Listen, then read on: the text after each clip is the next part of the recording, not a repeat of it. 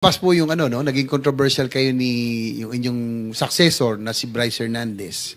Yung inyong lifestyle, no? Kasi nga, how can a district engineer afford the kind of lifestyle? Nakita niyo Marilo, no?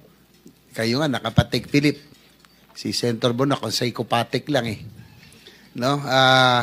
TW still ngayon, promoted na. Si Bryce Hernandez, ganoon din po. At ang meron ako, Chair, Mr. Chair, may information tayo. Kaya gusto ko sana makausap si D.E. Bryce Hernandez. Pumapasok daw ito ng DPWH, naka-Ferrari pa. Sinita nyo lang. Kasi nga, baka masyadong mahalata. Ang tanong ko lang po, ano oras po kayo pumapasok noon kayo po ay nasa Bulacan pa? Hindi po fix po lahat. Minsan po pag may meeting sa umaga, sa NLEX Petro, nakipag-meeting po, and then dumidiretso po ako sa office around 9 to 10 o'clock po. Ang aking informasyon, Mr. Chair, ay 10 a.m. Yes po. Kadalasan doon kayo pumapasok. Nung DE pa, tas assistant nyo sila Bryce at yung sila JP Mendoza. At 2 p.m. daw, Mr. Chair, umaalis na po sila.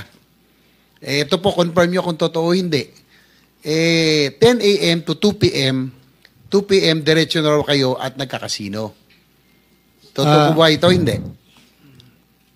Ako po, maabot po ako ng 5 o'clock, Your Honor. 4 o'clock, 4:30 po. Pero yung grupo niya raw po, hindi lang kayo shopping buddy, pati po sa paglalaro. Yan po, dapat po verify paano ho kayo nakakapasok. Considering that you are government officials, paano kayo nakakapasok sa casino? Lalo to si Bryce Hernandez, sinabi ni Senator Lacson, tila matakaw sa pera. Pag magpataya daw to, Mr. Chair, isang taya, 5 milyon, parang baliw, hindi natatakot. I mean, walang kaba-kaba.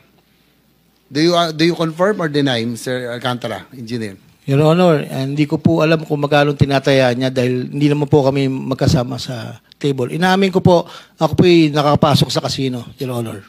Hindi po honor, pang ilang beses, hindi yan hindi kayo regular, pero naglalaro kayo, kasama po siya.